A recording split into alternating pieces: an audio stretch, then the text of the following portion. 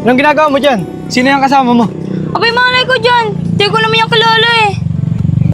Kuya, jowa ko yan, nandidate kami. Uy, Lyra, jowa mo pala yan eh. Kinikilig. Eh, paano naman si Jex? Hoy, anong jowa? Ay, hindi ko naman kilala yan eh. Kuya, totoo yan, jowa ko po yan. Lyra, ikaw ha, itatanggi mo pa. Eh pagdating nga namin dito, magkasama kayong dalawa. Lyra, kala ko ba wala kang boyfriend? Yun pala meron na. Nakakatawa! Nakakatawa? Nakakatawa na yung para sa inyo? Eh, yun yung sabi ng lalaki. Anong magagawa namin? Babes, di ba, nandito tayo. Kuya, mahal ko yan. Kita mo yan, Lyra? Sabi niya, mahal ka niya. Hoy, tigilan nyo nga ako. Kilala naman kung sino mahal ko, di ba? Babes, may pera ka ba dyan? Penyan 5. Sa akin ka pa talaga nangingi ng pera. Eh, hindi nga kita kilala eh. Oo nga, Lyra, bigyan mo na ng 5 ang babes mo. Wala kang pera! Uwi ka na! Bes, sigurado ka? Okay ka lang. Kasi, ipapahiram mo yung motor sa taong mahal mo para makapag-date sa iba. Okay lang ako, Bes. Wala naman ako magagawa eh. Yun ang gusto niya. Bakit kasi pinapahirapan mo pa yung sarili mo? Marami naman iba dyan eh. Bakit, Robby? Natuturuan ba ang puso? Oo naman, ipasok mo sa school. Oo, di natin natuturoan ng puso. Pero minsan, tayo din ang dahilan kung bakit tayo nasasaktan. At minsan din, hindi natin namamalayan, ipapakatangan na pala tayo dahil sa pagmamahal. Sino nga pala yung kasama mo? Kasama ko yung boyfriend ko. Nalibot na kasi namin yung buong Pilipinas eh. That's why we're planning to travel outside the country. Wow, sana all. But, wait. Alam ba yan ng daddy mong contractor? Diba? May cute yun. Ikaw talaga sisi, mauolay ka. Yeah, my daddy is a contractor, but it's not working too. Alam mo na, it's not crocodile kaya. Kahit ako'y di mo pinapansin, hindi ako nagagalit sa'yo.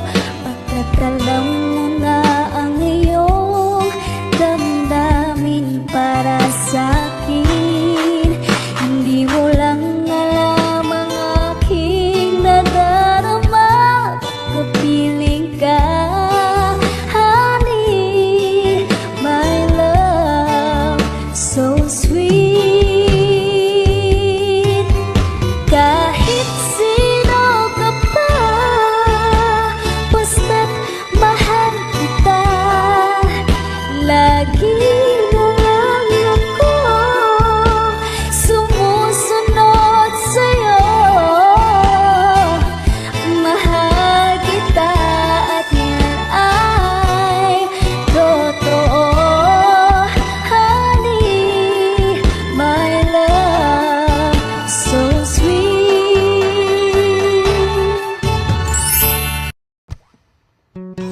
Tol, kanina ko pa napapansin, parang tulala ka.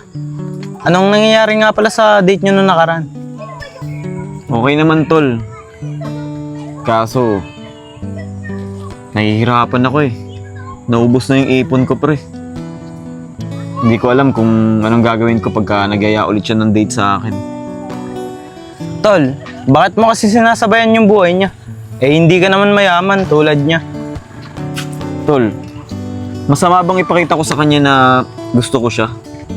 Masama bang iparamdam ko sa kanya na special siya sa akin? Tol, kung totoong special yan sa'yo, dapat ipakita mo yung totoong ikaw. Huwag kang magpanggap.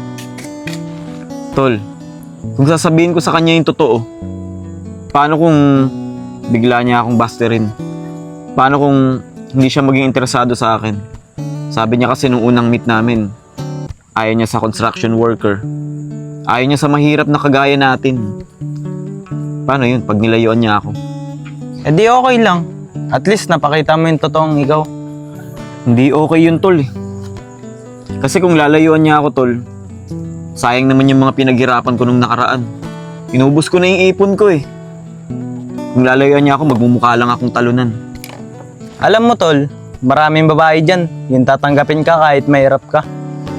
Panigurado, pag nalaman niya yung totoo, iiwan ka rin yun. Gusto ko kasi siya, tol. Gusto kong patunayan sa kanya na kaya ko. Gusto mo siya? O gusto mo lang patunayan sa sarili mo na kaya mong sumabay? Di naman sa ganun, tol. Napasubo na kasi ako eh. Sabi ko na sa kanya kung ano yung trabaho ko. Kahit hindi naman totoo. Hindi ko rin alam kung paano ko aaminin sa kanya eh. Tsaka hindi lang naman ako nag-iisa, tol eh. Pati si Robby, ganun din. Kasi nung nag-date kami nung nakaraan, nakita ko yung kaibigan ni Angel. Jowa pala ni Robby. Ano? Pati si Robin nagpapanggap din. Paano nangyari yun? Hindi ko alam, tol eh.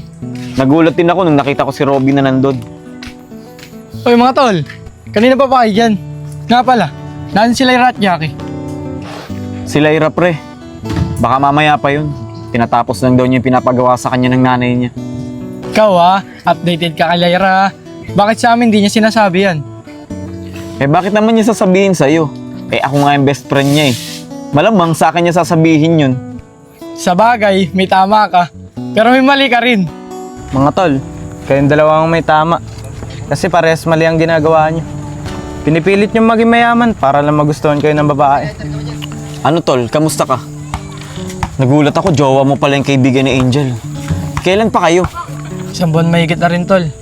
Bala ko na sanang sabihin sa kanya yung totoo eh. Wala na rin kasi akong ipon. Di ko na kayang sumabay. Parehas pala tayo ng problema, tol. Yan din ang iniisip ko eh. Uy, best friend, natapos ko na nga pala yung pinapagawa sa akin ni Mama. Pwede na ako tumambay. Tara, gusto mo mag-stroll tayo? Best friend, baka hindi ako makasama eh. Wala na kasi akong pera ngayon. Best friend naman, parang di ako kilala. Basta pag ako ang nagaya, libre ko. Uy, sama naman kami dyan. Bakit si Tol Jex lang yung niyayaya mo? Bakit? Best friend ko ba kayo? Huwag na kayo sumama. Kami na lang dalawa. Best friend, nahihiya na kasi ako sa'yo eh. Huling gala natin, ikaw ang sumagot. Tapos ngayon, ikaw ulit. Ako yung lalaki, dapat ako yung nanlilibre sa'yo. Huwag ka nang mahiya. Sinasagot na kita. Ha? Sasagutin ko na nga pala yung gastos natin. Ah, ganun ba? Sige na nga. Diyan ka lang ha. Magsasabi muna ako kay tatay. Mga tol, diyan muna kayo. Ikaw Lyra, gumagawa ka na naman ng paraan para magkasama kayo. Alam mo naman minililigaw na yung tao eh. Baka mamaya iyak-iyak ka dyan pag nasaktan ka. Bakit? Masama ba yun? Mag-best friend naman kami Niyayaya ko lang naman siya maggala. Tsaka di porket may nililigawan na siya, ay hindi na namin pwedeng gawin yung mga dati namin ginagawa. Ikaw ang bahala. Kaibigan mo kami. Ayaw lang namin masaktan ka. Tama naman si Robby Bakit di mo subukan mag-entertain ng iba? Marami naman nanliligaw sa'yo. Di pwede. Di ba alam niyo naman yung dahilan? Best friend, okay na. Pinayagan na ako ni tatay. Nasaan yung motor mo? Nandyan ba? Oo, nandun yung motor ko sa dulo. Di naman makapasok yun sa atin kasi baha. Ah, ganun ba? O sige, tara na. Mga tol, dyan na kayo ha. Tara. Best friend, ikaw naman mag-drive para ako naman yung angkas mo. Sige best friend, labas ko na.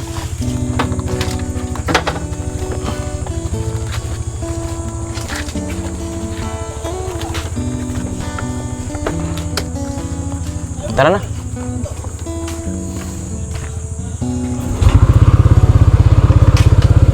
Kumapit ka mabuti papaliparin ko to.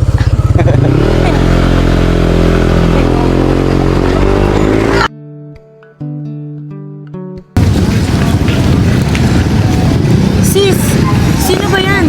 Mukhang kanina mo pa tinatawagan, di ka naman sinasagot. Basta sis, wait ka lang.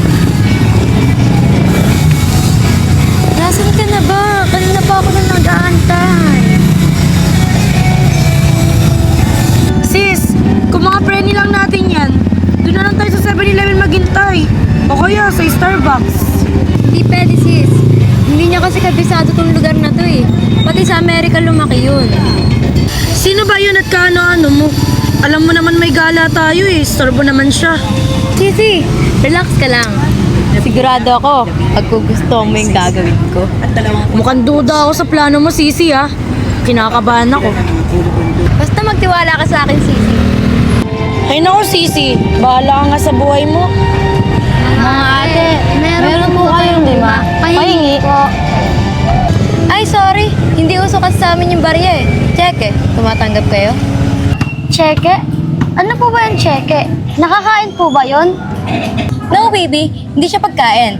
Cheque is just a piece of paper issued by a bank. Ate, hindi naman po yung nabibili sa tindahan eh. Gusto nyo, ilibre nyo na lang po kami sa Jollibee. Oo nga, ate, oh. Ayun yung Jollibee sa likod natin. Babies, look at her. Ginagawa pa, oh. Oo nga no. O sige, salamat na lang po.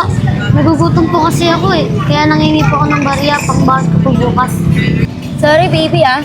Don't worry. Next time, I will bring some barya for you. O sige ate, thank you po.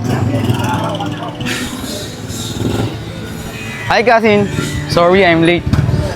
Cousin, who's this? Oh, cousin. I want you to meet my friend, Angel. Angel, this is my cousin. Hi, Angel. I'm Sam. Nice to meet you. Okay, nice meeting you. Let's go, Sisi.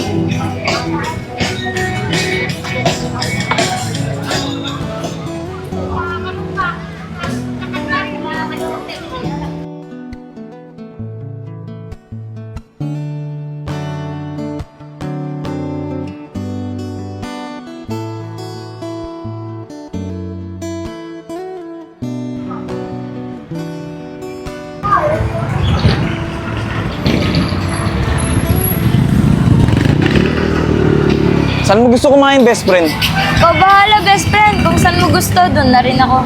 O sige, doon na lang tayo. Maraming kainan doon. Tara.